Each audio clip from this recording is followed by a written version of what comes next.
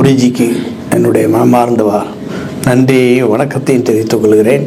அதுபோன்று திரும்ப திரும்ப அவங்க சொல்கிறது மாதிரி இந்த நாளில் இங்கே வந்து இந்த கிரியா பயிற்சி எடுத்துக்கிறதுக்கு இறைவன் உங்களுக்கு உண்மையான ஒரு பிளஸ்ஸிங் கொடுத்துருக்கிறதுனால தான் இங்கே வந்திருக்கீங்கன்னு எனக்கு தெரியுது. காரணம் என்னென்னா, நேற்று 7:30 மணிக்கு தான் நான் பணம் கட்டினேன்னு நினைக்கிறேன். அது வரைக்கும் பார்த்துக்கிட்டே இருந்தேன் ஐயாவோட வீடியோவை. திரும்ப வீடியோவில் மட்டும் யூடியூப்பில் ஐயா வந்தவுடனே சொன்னாங்க, இப்போதைக்கு மெசேஜ் பரவுறது பூரா எல்லாம் யூடியூப்பில் தான் பரவுது போல இருக்குது, மற்ற எல்லாத்தையும் விட. திரும்பி நிறைய யூடியூப் வந்து பார்த்துட்டு திரும்பி இன்றைக்கி நான் இங்கே இருப்பேனா வெளியூர் போயிடுவேனான்னு சந்தேகத்திலே கட்டாமல் இருந்தேன். இன்றைக்கி நேற்று வரைக்கும் போகலன்னு தெரிஞ்சுக்கிட்டு தான் 7 மணிக்கு நான் பணம் கட்டிட்டு இன்றைக்கி காலையில் இங்கே இருந்திருக்கேன். எனக்கு ஒரு குருவை தேடிட்டு இருந்தேன் ரொம்ப நாளாக. எனக்கு கிரியா யோகா பற்றி ரொம்ப நாள் நான் படித்து எல்லாம் புத்தகத்திலே படிச்சுட்டு இருந்தது தான்.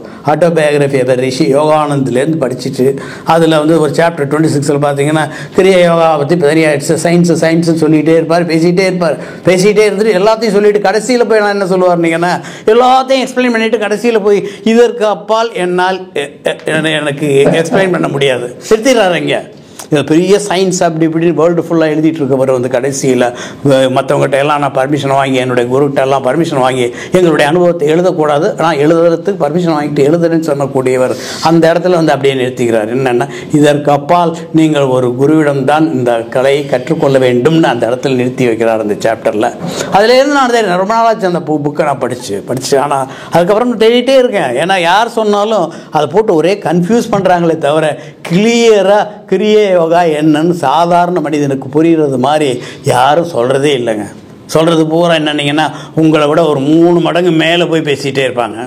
எப்படின்னா, ரொம்ப படித்தவங்ககிட்ட நீங்கள் கேட்டிங்கன்னா அவனுடைய படிப்பு தன்மையை அவனுக்கு தெரிஞ்சிட்டு இருக்க விஷயத்தையா சொல்லிகிட்டே இருப்பான். உங்களுக்கு என்ன தேவையோ அதை சொல்ல மாட்டான். காரணம் என்ன, அவர் பெரிய அறிஞர்கிறத வந்து வெளிப்படுத்துறதுக்காகவே பேசிகிட்டு இருப்பார் 1 மணி நேரம். கடைசியில் என்ன பாயிண்ட்டு வந்தாரோ அதை பேசாமல் போயிடுவார். இது பார்த்தீங்கன்னா பிஹெச்டியில் இந்த இதில் எல்லாம் போய் டாக்டரேட்டில் உள்ள உட்காந்து பேசுனீங்கன்னா அவன் கேட்க வந்த கேள்வியை விட்டு அவனை பற்றியே பேசிகிட்டே உட்காந்துட்டு இருப்பான். கடைசியில் கேள்வி வராது. அப்புறம் நீங்கள் என்னையா கேட்க வந்தீங்கன்னு நம்ம இங்கேருந்து யாராவது அவர்கிட்ட கேட்கணும். அப்புறம் தான் அவர் கேள்விக்கு வருவார். அது மாதிரி தான் கிரியா யோகாவை பற்றி எங்கே எடுத்து பார்த்தீங்கன்னாலும் உங்களுக்கு உணர்வு நிலை, புரியாத நிலை, புரிந்த நிலை, அது இதுன்னு இதாக பேசிகிட்டே இருப்பாங்க, எழுதிக்கிட்டே இருக்காங்க. நீங்கள் மொத்தமாக எவ்வளோ நேரம் படித்து பார்த்தீங்கன்னாலும் இதுதான் கிரியா யோகான்னு உங்களால், அதான் நம்ம நண்பர் முன்னால் சொல்லி உங்களுக்கு இதில் ஸ்பீச்சில் சொல்லிகிட்டு இருந்தார். ரொம்ப அற்புதமாக எங்கே பார்த்தாலும் உங்களால் கிடைக்காத, தேட முடியாத, அப்படி தேடி போனாலும் உங்களால் புரிந்து கொள்ள முடியாத ஒரு கலையை ஐயா அவர்கள் சாதாரண மனிதனுக்கும், யார் படிச்சிருக்காங்களோ படிக்கல, அதில் படிக்காத ஒருத்தனை கொண்டு வந்து இங்கே உட்கார வச்சிங்கன்னா கூட அதுவும் எவ்வளோ நேரம் எடுத்துக்கிட்டாங்கன்னு யோசிச்சு பாருங்கள். மத்தியானத்துக்கு மேலேயெல்லாம் இது கிளாஸ் இல்லை, காலையில் இங்கே இருந்து உட்காந்துட்டு 3 மணி நேரம் இருக்குமாங்கய்யா. மொத்தமாக 3 மணி நேரம், அதிகமாக கூட 4 மணி நேரம் வச்சுருக்கேன். அந்த வேஸ்ட்டெல்லாம் கழிட்டு அவருடைய கிளாஸ் மொத்தமாக 3 மணி நேரம். 3 மணி நேரத்தில் எளிதாக புரிய வச்சு உங்களுக்கு கொண்டு வந்து எதை கொடுத்துருக்காருங்க யோசிச்சு பாருங்கள். என்ன கொடுத்துருக்காங்க? அந்த கிரியா கொடுக்குறது வந்து அவ்வளோ ஈஸி இல்லைங்க. அவ்வளோ ஈஸியாக கிரியா உங்களுக்கு வந்து கிடைக்கிறதுக்கு நீங்கள் மகா பாக்கியம் செஞ்சுருக்கணும். அந்த அவங்க நெத்தியில் வைக்கும்போது எனக்கு எப்போ வச்சுருப்பாருன்னு எனக்கு தெரியாது. வந்து கையை கொண்டு வந்து கையில் என்ன வச்சாருன்னு எனக்கு தெரியல. வச்சோன்னு ஒரு பயங்கர ஒளி அப்படியே உள்ள அந்த ஆகியா மூலமாக அந்த ஐப்ரோக்கு இன்பிட்வீனில் பயங்கர powerful white rays of light அப்படியே உள்ளே போகிறத ஒரு அப்படியே அவர் வச்சு அமைக்கிட்டு இருக்க வரைக்கும் அவ்வளோ நேரம் வரைக்கும் அந்த லைட் உள்ளே போயிட்டு இருந்துச்சு. அது போன்ற ஒரு ஆற்றல் மிகுந்த ஒரு குருவை உங்களுக்கு இறைவன் அனுப்பிச்சிருக்காரு.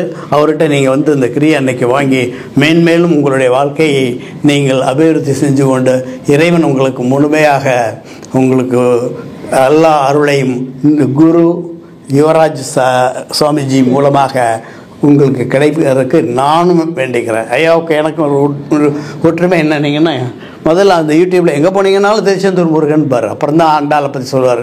நான் கூட ஒரு 3 வருஷத்துக்கு முன்னால் ரிட்டையர் ஆனதுக்கப்புறம் ஒரு கோயில் ஊரில் வந்து ஒரு சுப்பிரமணியர் கோயிலில் வந்து கும்பாபிஷேகம் பண்ண ஒரு பழைய கோயிலை ஒன்றும் இல்லாமல் கிடந்தது எடுத்து வச்சுட்டு பார்த்துட்டீங்கன்னாக்கா அதில் வந்து ஒரு வெள்ளை சுவரில் வந்து ஒரு முருகன் படத்தை வந்து வரையலாம். ஒரு பக்கம் தட்சிணாமூர்த்தி, ஒரு பக்கம் ஒரு முருகன் ஃபோட்டோ, ஒயிட்டை பெயிண்ட் அடிக்கிறதுக்கு பதிலாக ஒரு முருகன் ஃபோட்டோ வைக்கலான்னு எடுத்தோம். இது போன்று திருச்செந்தூர் முருகன் ஃபோட்டோ ஒன்று எடுத்து அந்த இடத்துல பின்னால் வரைஞ்சி வச்சேன். எங்களுக்கு தெரியாது, வரைஞ்சி வச்சா அது ரொம்ப கஷ்டமான ஃபோட்டோ. அவ்வளோ ஆர்னமெண்ட் இருக்கும் அந்த திருச்செந்தூர் முருகனுடைய உடம்பு முழுவதும். ஒரு வாரத்துக்கு 10 நாள் எடுத்துக்கிட்டான் ஒரு எக்ஸ்பர்ட் பெயிண்ட். திருச்செந்தூர் முருகனா எதா என்னங்கிறத பற்றியெல்லாம் எங்களுக்கு தெரியாது. அவர்கிட்ட ஒரு நல்ல அழகான முருகனை வரையன்னு ஒரே ஒரு படத்தை எடுத்து இங்கே கொடுத்தோம், பின்னால் வரைஞ்சிட்டோம். கும்பாபிஷேகத்தை இன்றைக்கி பார்த்தீங்கன்னா ஒரு பெரிய மகான் எங்கேயோ உட்காந்துட்டு ஃபோனில் எனக்கு சொல்கிறார் காலையில் 5:30 மணிக்கு, கும்பாபிஷேகம் 10 மணிக்கு தான், உங்கள் கோவிலில் திருச்செந்தூர் முருகன் இறங்கி இருக்காருன்னாருங்க. திருச்செந்தூர் முருகன் உங்கள் கோயிலில் இறங்கியிருக்காரு காலையில் 5:30 மணிக்கே சொல்கிறாரு. 10 மணிக்கே 9 மணிக்கு தான் கும்பாபிஷேகம் நடக்குது. நடந்ததுலேருந்து அதுக்கப்புறம் எடுத்து பார்த்தீங்கன்னா பின்னால் இருக்கிறது திருச்செந்தூர் முருகன். இந்த கோயில் 3 வருஷம்தாங்க ஆகுது. இப்போ கூட தைப்பூசத்துக்கு 2000 பேர் சாப்பிடுவாங்க. ஒரு சின்ன கோவிலுக்குங்க 2000 பேர் எல்லாம் விழுந்துட்டு வந்து சாப்பிட்டு போவாங்க. இங்கேருந்து எத்தனை கல்யாணம், எத்தனை குழந்தைகள்ங்கிறீங்க. ஒரு பையன் வந்து அந்த ஊருக்கு சுப்பிரமணிய கோயிலுங்கிறதுக்காக ஈஸ்வரன் அங்கே இருக்குது, யுகனேஸ்வரன் பையனுக்கு வச்சுருக்காங்க. 1 இயர் தான் ஆகும்.